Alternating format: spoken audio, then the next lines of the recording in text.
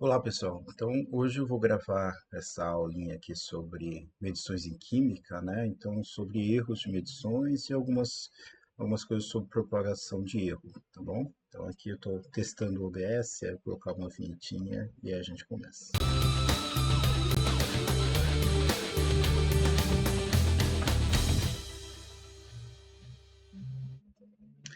Bom, gostaram? Testando algumas tecnologias aqui. Bom, então hoje a gente vai falar sobre medições em química, né? Então essa aulinha aqui para a gente reviu algumas coisas que a gente viu em sala de aula, mas também falar algumas coisas sobre o laboratório que a gente vai fazer com medições de erros, né, em vidrarias do laboratório, equipamentos do laboratório. Então, nós temos aqui, né, a obtenção e tratamento de medições experimentais. Então, no laboratório, a gente sempre está fazendo algum tipo de medida, né? Então, aqui tem algumas frases aqui que eu queria conversar com vocês, né? Então, medir uma grandeza e compará-la com outra da mesma espécie que se toma por unidade. Então, assim, a gente, por exemplo, vai medir uma grandeza, por exemplo, a massa, e aí a gente vai comparar com uma outra unidade, que é a unidade, por exemplo, de massa, que é gramas ou quilogramas, né? A medição de uma grandeza e a operação para medir. Então, a gente, para fazer o medir essa grandeza, né, a gente precisa de um equipamento adequado para fazer essa medida. E a medida é o resultado da medição. Então, a gente coloca, né, faz a operação para medir e tem um resultado, por exemplo, pode ser analógico ou digital. Né? E essa medida ela pode ser direta ou indireta. Então, por exemplo, quando a gente coloca na balança algum material, então a gente está fazendo uma medida direta, por exemplo, da massa, né? Mas a gente pode fazer medidas indiretas também, né? Então aqui, por exemplo, nós temos a medida indireta, por exemplo, de um sólido, que a gente quer medir o volume de um sólido. Então, isso aqui é uma estratégia para medir, por exemplo, o mineral, né? Como que a gente mede o volume do mineral que ele é tão irregular, né? Uma estratégia é a gente encher uma proveta aqui com água, né? Tem que ver também se o mineral não é poroso, né? Se talvez forme bolhas, né? Então tem vários aspectos aqui que a gente tem que pensar, né? Mas numa medida aqui mais grosseira, a gente pode colocar esse mineral dentro de uma proveta num volume específico, né? E pelo deslocamento do volume, a gente sabe o volume aqui, né? O volume final menos o volume inicial é o volume ocupado por aquele objeto, né? Então a gente consegue medir indiretamente aqui o volume de um objeto, certo? Então essa aqui seria a medida indireta. A gente não mede diretamente, mas pelo deslocamento da água a gente mede o volume, por exemplo, de um sólido. Ok? Aqui também vai ser bastante importante, eu não sei se vocês já fizeram no laboratório nessas medidas, né, proveta e principalmente métodos um pouco mais quantitativos, mas que a precisão é muito importante. Então aqui nós temos que tem uma forma certa aqui para medir o volume, né, dentro dessas vidrarias, né? Então aqui, por exemplo, quando a gente observa aqui o líquido dentro da proveta, né, ou de um tubo de ensaio, ou de uma bureta, né, a gente pode ver que forma uma barriga aqui, né, com volume. Isso é devido aqui à tensão superficial, né, vocês vão ver, talvez vejam em fisicoquímica, né, a questão da tensão superficial, a água é polar, o vidro também é polar, então o vidro atrai a água e forma essa barriga, né. Quando a gente coloca água, uma solução dentro de uma pipeta, né, forma essa barriga, ou na bureta também. Então a gente tem que evitar o erro, é chamado erro de paralaxe. Né? Então aqui, teoricamente, a gente tem que medir o volume na parte de baixo aqui dessa barriga. Se a gente medir aqui em cima, a gente está cometendo um erro aqui de precisão. Então a gente tem que observar que forma uma barriga e essa parte de baixo aqui é que eu vou conseguir o volume correto ali da solução. Né? Então, também a gente, quando for medir, tem que medir na altura dos olhos, né? Porque se a gente mede de cima ou de baixo, a gente pode haver uma diferença ali na medida. Né? Então, tomar cuidado aqui para evitar erros de paralaxe. Né? Bom, Então aqui nós temos os equipamentos de medição direta, né? E depois a gente pode, por estratégia, fazer medidas de medição indireta, né? Com esses equipamentos também, né? Então, selecionado de acordo com o que se pretende medir. Se eu quero medir a massa, eu preciso da balança. Se eu preciso medir a temperatura, eu meço com o termômetro e assim por diante, né? Quero medir viscosidade, eu preciso de um viscosímetro, né? Então aqui, por exemplo, eu quero medir a velocidade do vento, né?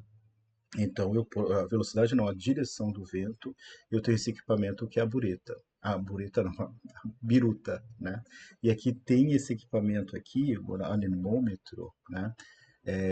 Que você consegue medir também a velocidade do vento, certo? Aqui também temos a balança, né, para medir massa. Aqui o termômetro para medir a, a temperatura, né?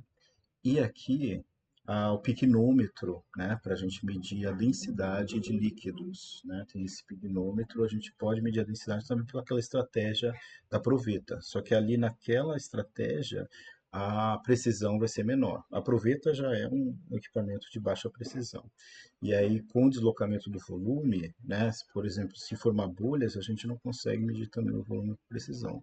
Mas para ter uma ideia, por exemplo, de densidade, né, a gente pode medir utilizando aquela estratégia, né?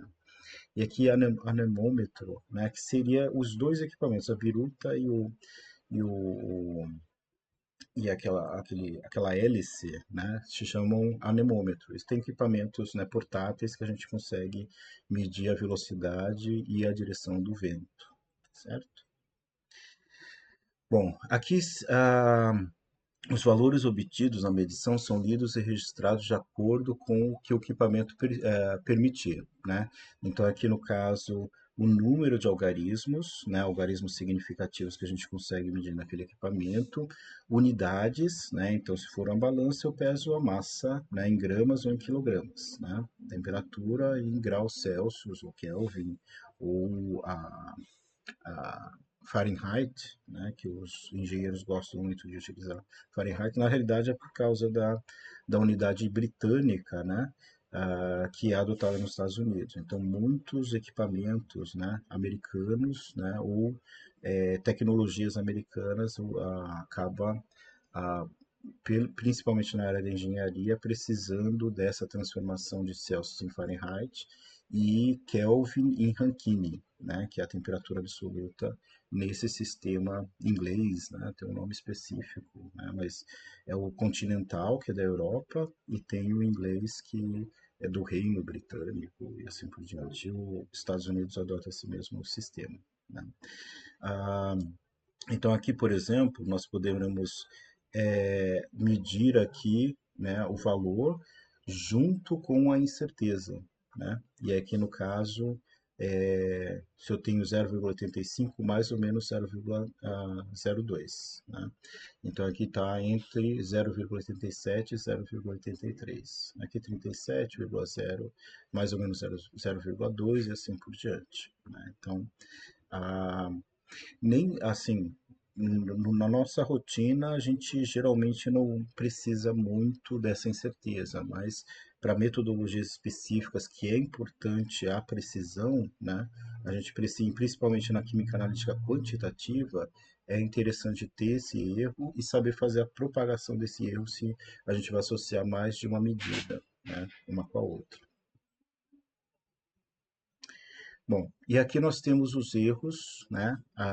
Temos o erro absoluto e o erro relativo, né? O erro absoluto, eu vou comparar o meu valor com o valor exato, né, medido. Então aqui o módulo da diferença, módulo é que o valor sempre vai ser positivo, né? Se o valor exato é maior ou menor do que o que eu medi, né? Se isso aqui der negativo, é só a diferença, né, mas valores positivos, né? Então por isso que eu coloco em módulo, né? Então, o módulo da diferença entre o valor da medição e o valor exato da grandeza. Então, o erro absoluto de uma espécie I aqui vai ser o valor de I menos o valor exato, né? Ah, o erro relativo, né, seria a razão ou quociente entre o erro absoluto e o valor exato da grandeza, né? Então, aqui nessa, eu peguei um material antigo que eu tenho, acho que está faltando algumas coisas, né? Mas depois eu vou mostrar que eu disponibilizei para vocês o capítulo 2 e 3, né? Quer dizer, 3 e 4 do Harris, né? E tem o livro na biblioteca também. Então, aqui no caso, o erro relativo seria a razão entre o erro absoluto e o valor exato da grandeza, né? Então, o erro relativo aqui está associado com o erro absoluto e o valor exato da medida. Se eu multiplicar isso aqui por 100, então eu vou ter o erro relativo percentual, certo? Então é bastante importante esse erro relativo percentual também. Eu só multiplico esse erro relativo vezes 100 eu tenho o erro percentual. Okay? Bom, valor mais provável. Então, acho que vocês já fizeram esse trabalho, né, que é a média aritmética de uma série de medições diretas efetuadas. Então, o valor mais provável seria a média dos resultados. Depois a gente vai ver, né, ou talvez na próxima estatística aplicada, né, como descartar um certo valor. Se ele está muito distante ali da média, né, dos valores, se ele está muito impreciso, né, com os valores que eu medi, por exemplo, eu medi 2,2, 2,1, 2,2, depois dá um 2,7. Né, aquele valor está muito fora, talvez a gente tenha que fazer uma análise se a gente descarta aquele valor medido. Talvez por algum erro sistemático, né, ou um erro grosseiro que foi feito durante as medidas. Né. Bom, o desvio absoluto, né, seria o módulo da diferença entre o valor da medição e o valor médio das medições. Então, aqui eu vou, o desvio está relacionado aqui com o valor que eu medi e o valor aqui da média dos valores medidos, tá certo? Então, essa média aqui seria esse Vzinho aqui, tá certo? E o módulo tem que ser positivo, né? Tudo isso, esse desvio, depois vai culminar lá naquele desvio padrão que a gente vai trabalhar depois, certo? E o desvio relativo médio, né, seria a média dos desvios relativos, né, razão ou consciência entre o desvio absoluto e o valor médio. Né? Então, aqui no caso, nós temos aqui, podemos tirar a média dos desvios, né? E aí depois aqui dividir ele pelo valor médio. Né? E aí a gente vai ter o desvio relativo médio, certo? Então, vários conceitinhos que a gente vai colocar isso aqui na prática. Ok? Bom, sobre a incerteza absoluta de uma leitura, né? Então aqui pode ser que o equipamento tenha incerteza, pode ser que ele não apresente uma incerteza, né? Então como que a gente vai fazer? Tem alguns equipamentos que a gente vai ver no laboratório que aparece a incerteza lá e a gente pode pegar aquela incerteza para fazer os nossos cálculos de propagação de incertezas, né? Ou para propagação de erros. Então aqui, se o equipamento tem, né, então incerteza indicada no aparelho ou em tabelas, então se tem, às vezes a gente tem tabelado, né, o equipamento tem uma marca específica que não vem direto no equipamento, mas tem uma tabela do erro relativo àquele equipamento. Então aqui no caso, se eu tenho essa incerteza, aqui no caso precisão, tolerância, erro, né, indicada pelo fabricante, então eu coloco exatamente lá o que eu tenho, né, indicado lá. Para 100 ml eu tenho aqui 0,8. E aí eu posso, se eu colocar várias vezes, eu posso fazer aquela propagação de erros que a gente vai ver como fazer a propagação de erros, certo? Bom, aqui, por exemplo, um balão, né? Um balão de fundo chato. Aqui, ó, está bem destacado aqui qual que é a imprecisão daquele balão. Tomar cuidado que aqui é a 20 graus Celsius, né? Então, assim, o volume, dependendo da solução que a gente estiver trabalhando, se é álcool, geralmente água, né? Mas pode ser álcool ou outra substância, ele pode, com a temperatura, dilatar. E a gente pode ter uma certa variação ali do volume. Né? Esses equipamentos também de precisão, balão volumétrico, pipeta volumétrica, teoricamente eles não podem ser colocados na estufa para secar. Né? Eles têm que secar ao ar, porque senão ele pode fazer uma dilatação do volume e aí aumenta a imprecisão. Né? Por isso que algumas vezes esses equipamentos têm que ser calibrados, né, no laboratório. Né? chegou o equipamento e a gente não tem certeza que realmente é essa imprecisão, a gente pode fazer a calibração desse balão volumétrico, pipeta volumétrica, e aí, e aí a gente usa a estatística, a gente pode recalcular o erro associado com aquela vidraria, certo?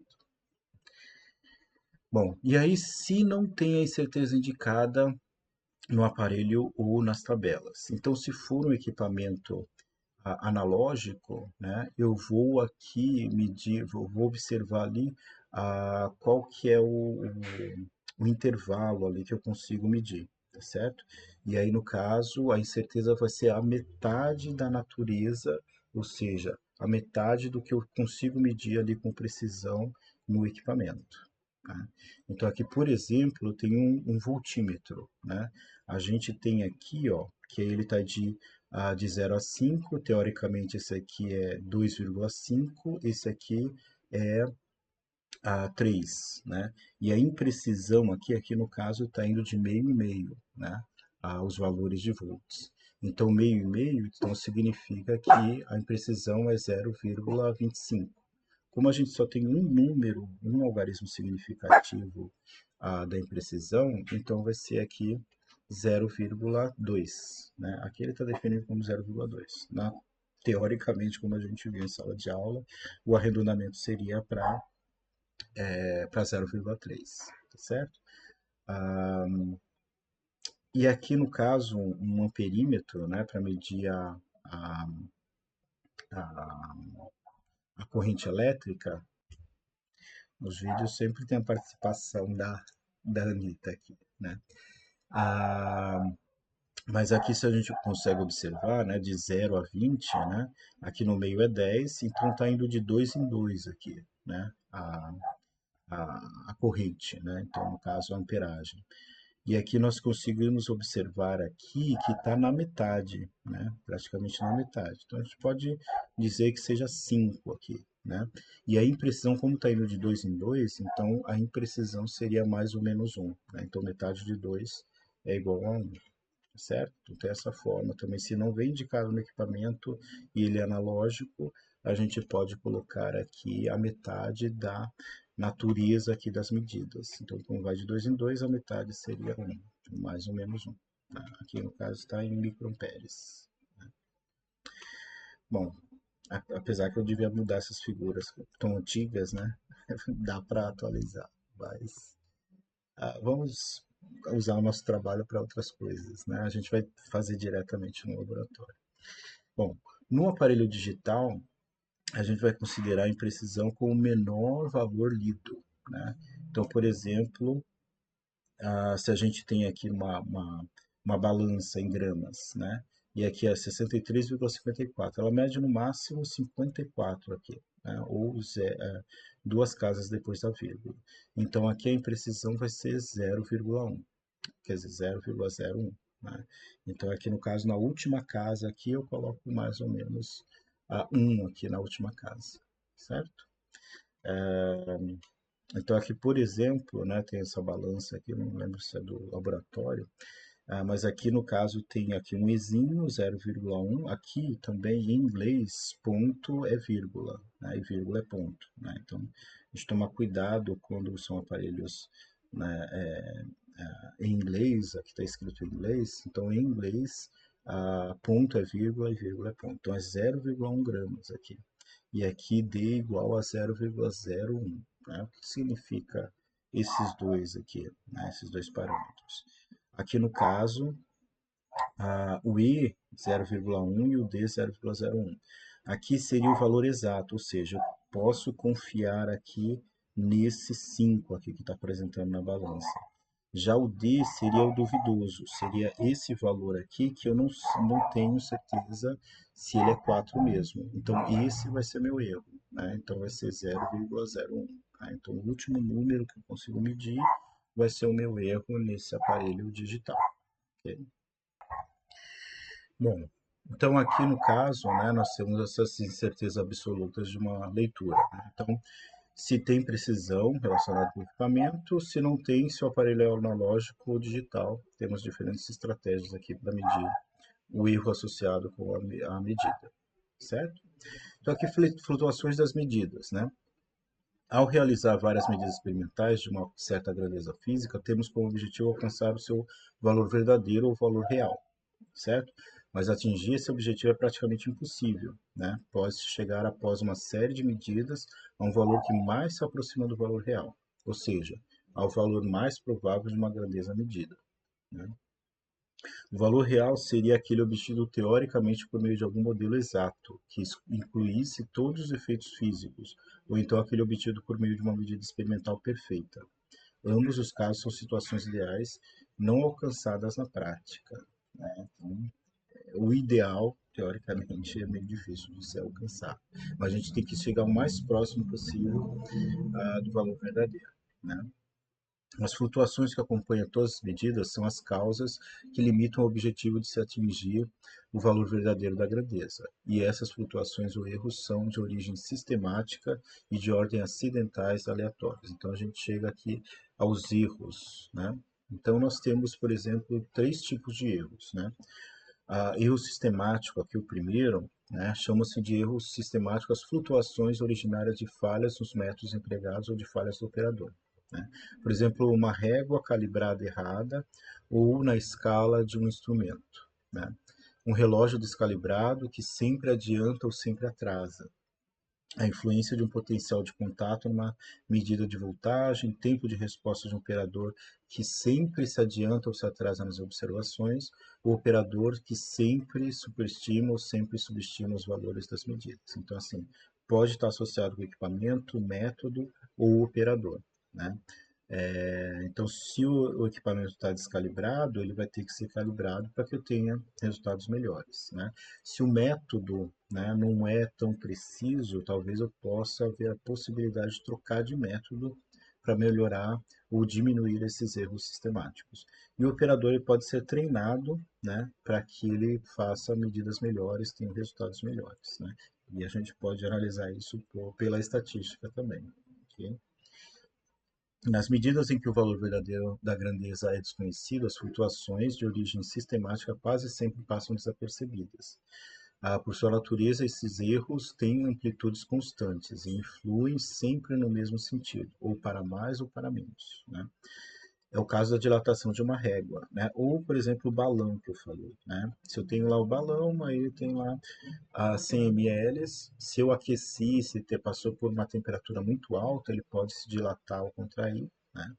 E aí eu sempre vou ter a mesma medida e sempre ter o mesmo tipo de erro, né? Esses erros sistemáticos, eles acontecem mais ou menos no mesmo padrão, né? É o caso da dilatação de uma régua, né? A extensão aqui,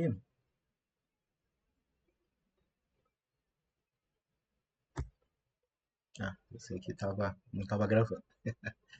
A extensão aqui, né, é o caso da dilatação da régua. A extensão de 1 milímetro marcado na escala não corresponde realmente a 1 milímetro, né? Ou seja, se tem um erro no equipamento, eu vou sempre medir errado e sempre o mesmo padrão de erro, né? Medidas com esta régua ficarão sujeitas a erros sistemáticos que influenciarão ou influirão no resultado sempre no mesmo sentido, com a mesma amplitude, né? Então vai ser sempre o mesmo erro, ou seja, um erro sistemático, né? Erros acidentais, ou também chamado de aleatórios, mais chamado de aleatórios, né? Chamamos erros acidentais ou aleatórios aqueles cujas causas são fortuitas, acidentais e variáveis. Suas amplitudes estão compreendidas dentro de uma aproximação dos instrumentos. Um operador repetindo diversas vezes a mesma medida de uma grandeza física, mesmo que tenha o máximo de cuidado, pode não ter valores repetidos iguais, né? Então, esses são os erros aleatórios. Às vezes a gente está medindo e por qualquer descuido, né, e mesmo com muito cuidado na medição, tem a ocorrência desses erros aleatórios, né? Isso ocorre devido a flutuações que podem estar relacionadas à imperícia do operador, a variação na capacidade de avaliação, o número de medidas efetuadas, cansaço, um erro de paralaxe, como eu disse, né, na leitura da escala, a reflexos variáveis do operador, né, no caso de apertar um cronômetro ou pressionar o tambor de um micrômetro e assim por diante. Erro cometido na avaliação da menor divisão de escala, né? Os erros acidentais ou aleatórios podem ser minimizados pela perícia do operador, mas jamais eliminados por completos, né? Aos erros acidentais ou aleatórios são aplicadas as teorias dos erros. E aqui, geralmente, quando são erros aleatórios, são mais difíceis de serem detectados, né? O sistemático, se tem algum problema, né, a gente detecta o problema, a gente consegue corrigir. Os aleatórios a gente não consegue evitar, eles sempre acontecem, né? A gente pode tomar o máximo de cuidado possível para diminuir a quantidade desses erros aleatórios, mas eles sempre acontecem. Bom, erros grosseiros, né, são aqueles provenientes de falhas grosseiras do experimentador, como engano de leitura, o experimentador lê 10 no lugar de 100, troca de unidades, né, isso é bem comum para iniciantes, né, quando está iniciando um laboratório, né, mudar alguma coisa. Teve, acho que, eu trabalhava em São Paulo, na Oswaldo Cruz, que era para preparar uma solução em microgramas por litro, né? E aí o técnico prepara uma solução em miligramas por litro. E a gente fez o teste, era uma análise quantitativa também, né? E a gente fez o teste várias vezes, estava dando errado, né? Aí depois a gente foi ver que ele tinha preparado a solução em miligramas por litro, né? E aí, teoricamente, miligramas é 1000 vezes maior do que um microgramas, né? Então, ia dar errado mesmo, né? Porque era, acho que, um indicador, um aditivo de indicador, e estava muito concentrado e não estava dando certo a análise, né? Então, foi um erro grosseiro ali, ah, e que também é difícil de a gente detectar, mas a gente percebe é, o aleatório, talvez a gente não consiga perceber muito, né, quando ocorre um erro aleatório. Quando é um erro grosseiro, a gente consegue perceber de cara que tem alguma coisa errada, né? A maneira de eliminar esse erro é sendo cuidadoso ao realizar as medidas. Bom, aqui também eu acrescentei a imagem lá do Harris, né? Precisão e exatidão. Acho que a gente falou um pouquinho em sala de aula. Vai ser um exercício lá, um problema no livro, né? E aí eu vou apresentar na forma desse problema, né? Então aqui o problema 3, a ponto 13, né? Cheryl, Cynthia, Carmen e Chastity, né? Talvez sejam nomes americanos, né? Praticaram um tiro ao alvo em um campo de bandeirantes. A figura seguinte mostra alvos com os respectivos resultados que elas obtiveram. Relacione cada alvo com a descrição apropriada. Então a gente tem o conceito de exatidão e precisão, né? Então, aqui no caso, como a gente já discutiu em sala de aula, a exatidão é o quanto que o nosso valor está próximo do valor exato, ou valor considerado verdadeiro, tá certo? E a precisão é a variabilidade dos nossos dados, né? Se eles estão muito próximos uns dos outros, estão muito dispersos, né? Então, essa é a precisão. Então aqui, ó, se a gente analisar esse primeiro, né, tem ponto aqui, tem ponto lá de fora, tem ponto, então tá todo, a Cheryl aqui não foi muito bem aqui no lançamento de dados, né? E aqui a gente pode perceber que a média desses valores talvez não, que o objetivo é essa bolinha aqui do meio, né? Então aqui a gente pode perceber que a, a Cheryl aqui a gente poderia classificar com o resultado dela como não está nem preciso e nem exato, certo? Se a gente comparar com a Carmen aqui, né, a gente pode ver que os valores delas estão próximos, né, e também a maioria aqui tá, ou está dentro ou está próximo desse alvo aqui central, que esse é o objetivo, né, a gente comparar aqui com o valor verdadeiro. Então, teoricamente, a Carmen está com os resultados aqui exatos e precisos. Então, aqui exato, porque está próximo do valor verdadeiro, está dentro do valor verdadeiro, e preciso porque os valores estão próximos, né? Se a gente observar a Cynthia aqui, a média dos valores aqui da Cynthia, ou dos resultados da Cynthia, ela acaba, né, circulando ao redor aqui desse alvo nosso, né? Então aqui teoricamente ela está um pouco disperso, então não está preciso, né? Mas a média dos resultados está exato, né? Então está exato, porém não preciso, né? E aqui no caso a chastity, né? Então ela tem valores próximos, todos os valores. Ó, isso aqui está associado com um erro sistemático, né? Porque eu acho que ela está um pouco com problema de visão aqui para jogar os dardos e sempre jogou no mesmo lugar, né? Então o valor médio aqui ele se aproxima de sempre de um valor. Então os valores dela estão precisos, mas não estão exatos, né? Então aqui está muito fora aqui do valor verdadeiro. Então estão precisos, mas não estão exatos. Bom, então espero que ficou claro assim o que seria precisão e exatidão, né? Então precisão é quando os valores estão próximos do valor médio e a exatidão quanto que os meus valores médios estão próximos do valor verdadeiro, ok? Bom, e aqui para propagação de erros, né? Então se eu tenho, por exemplo, a soma de vários valores, por exemplo, eu pipetei, eu tenho lá que medir 300 ml de solução, de volume, né? E aí eu só tenho uma pipeta de 100 ml, então eu vou medir 3 vezes, né? E aí qual que vai ser o erro associado com essas 3 medidas, né? Então aqui no caso eu vou pegar os valores aqui e fazer essa conta aqui para encontrar o erro final, né? O erro lá total de 3 medidas que eu fiz, né? Então aqui vai ser a raiz quadrada da somatória dos quadrados dos erros absolutos. Então ali a pipeta tem um erro ali associado à pipeta, e aí eu vou fazer a somatória aqui dos quadrados e depois tirar a raiz quadrada, certo? Aqui eu coloquei o exemplo do livro também. Aqui nós temos aqui, por exemplo, a somatória de 1,76, 1,89 menos 0,59 e os erros absolutos associados, né? Então aqui no caso a somatória é 3,06 e aí mais ou menos o erro 4 aqui, né, na somatória desses três. Então aqui eu vou elevar ao quadrado os três erros absolutos, somá-los e tirar a raiz quadrada. O resultado aqui deu 0,041. Geralmente aqui a notação no Harris, quando ele tem abaixadinho aqui, seria um número aqui que eu vou arredondar ou vou descartar, tá certo? Então aqui o número que eu conseguia calcular é 0,041, né? Mas aqui teoricamente eu vou ter só dois números depois da vírgula, né? E aí no caso o arredondamento aqui vai ficar 3,06 mais ou menos 0,04, certo? Então, essa é a propagação de erros para somatória e subtração, né?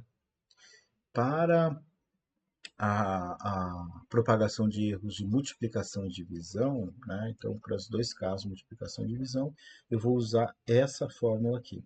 Então, vai ser a raiz quadrada da somatória dos quadrados dos erros relativos percentuais. Então, eu preciso transformar o erro absoluto em erro relativo percentual. Então, o erro dividido pelo valor medido vezes 100, né? E aí eu tenho um valor do erro relativo percentual, né? Faço isso para cada erro, né? E aí eu vou fazer aqui o quadrado desse erro relativo percentual, somar todos os quadrados e depois tirar a raiz quadrada, né? E aí o resultado vai ser o erro percentual relativo, que eu posso depois transformar para erro absoluto, né? Então, aqui no caso, por exemplo, uma multiplicação e divisão. Então, aqui eu tenho 1,76 vezes 1,89 dividido por 0,59. O valor dá 5,64, mais ou menos o erro 4 aqui, né? Aqui no caso, o ideal é a gente colocar o erro absoluto, né? Então aqui, se eu transformar, ó, dividir 0,03 por 1,76 e multiplicar por 100, eu vou ter aqui o valor de 1,7%, né? 0,02 dividido por 89 vai dar 1,1%, vezes 100, né? Dá 1,1. E aqui no caso, 0,02 dividido por 0,59 vezes 100 vai dar 3,4, certo? Lembrando que 0,02 dividido por 0,59 tem um valor. Depois eu multiplico, não é o 0,59 para multiplicar por 100. E sim, essa divisão eu multiplico por 100, né? Só tomar cuidado quando eu fazer isso na calculadora, porque ele vai considerar tudo junto, né? E às vezes pode dar um erro ali na hora de calcular, na calculadora científica, na calculadora do celular, né? Bom, aí aqui, como que eu vou fazer a propagação? Aí agora eu consigo fazer a propagação, né? Faço o quadrado dos erros relativos percentuais, né? Somo eles e tiro a raiz quadrada. Esse valor aqui vai dar 4,0%. Tá? Depois eu posso multiplicar aqui o erro relativo percentual vezes o valor, né, 5,64 aqui, o resultado, né, e aqui está percentual, né, então aqui eu tenho que dividir isso aqui por 100 para ser aqui o erro relativo, né, transformar o erro relativo percentual em erro relativo, e aí eu multiplico por 5,64. E esse valor aqui vai dar 0,23, certo? Então aqui eu posso representar aqui 5,6 mais ou menos 0,2, arredondei aqui. E aqui eu posso também, que seria a incerteza absoluta, e a relativa, eu poderia também colocar a porcentagem aqui. Mas o ideal é colocar o erro, a incerteza absoluta aqui, o erro absoluto, tá certo? Associado com esses valores. Bom, e aqui eu tenho um resumo, né, que também está lá no livro, né? Resumo das regras de propagação da incerteza. Então, aqui para somatória e subtração, tenho essa fórmula que eu mostrei. Multiplicação e divisão é a mesma forma também para os dois casos, né? E se tiver uma multiplicação junto com divisão, eu já posso fazer tudo junto, como foi dado ali no exemplo. Também, se eu tiver misturado soma com subtração, eu posso fazer tudo junto. Se tiver a soma e depois a divisão de multiplicação, aí eu tenho que fazer primeiro a fazer a somatória de tudo, depois quando eu for multiplicar eu tenho que fazer pelo erro absoluto percentual, o erro relativo percentual, certo? Aqui outras formas, talvez a gente não vá utilizar, né, propagação de erros aqui para potência, né, logaritmo neperiano, potência de 10 e aqui a potência aqui com o exímio, né? Geralmente também probabilidade, né, a gente usa muito esse erro, né? Esqueci como que é o nome desse erro. Ah, aí aqui, ó, o erro relativo percentual, né, seria aqui o erro absoluto dividido pelo valor medido vezes 100, certo? Isso vai ser importante. Ok? Bom, aqui eu só queria mostrar, né, o material que eu deixei lá disponibilizado, e esse livro tem na biblioteca, né, então o capítulo 3 e o capítulo 4, e aqui no caso tem tudo que a gente falou, ou ainda vai falar um pouquinho mais, né, mas esse terceiro capítulo é sobre a propagação de erros, né. E aqui no caso, se tiverem alguma dificuldade, também está descrito, né? Está explicando certinho cada passo, algumas aplicações, né? E aqui aquela tabelinha que eu mostrei para vocês, né? E aí eu vou deixar para vocês uma lista de exercício para atividade de segunda-feira. Então seria essa lista de exercícios aqui que eu vou deixar lá no Moodle para vocês resolverem como atividade ah, para substituir a aula de segunda-feira. Bom, então acho que é isso, né? No capítulo 4 a gente vai continuar e aí talvez entrar mais na estatística. Mas primeiro fazer esse exercício, coletar dados no laboratório e aí talvez a gente utilize também os dados para a estatística também, né? Se a gente, por exemplo, tem muitas medidas, a gente pode determinar o erro em relação ao desvio também, né? E aí vai ser o capítulo 4 que está mais relacionado com a estatística, né? Que seria esse capítulo 4 aqui, tá certo? Eu não estava mostrando, né? Falei dos exercícios, confundindo tudo. Aqui os exercícios e aqui no caso o capítulo 4, certo? Que aí no caso é a estatística, né? Uma estatística aplicada à química, ok? Bom, então é isso e até o dia 16 no laboratório. Ok? Abraço, até mais.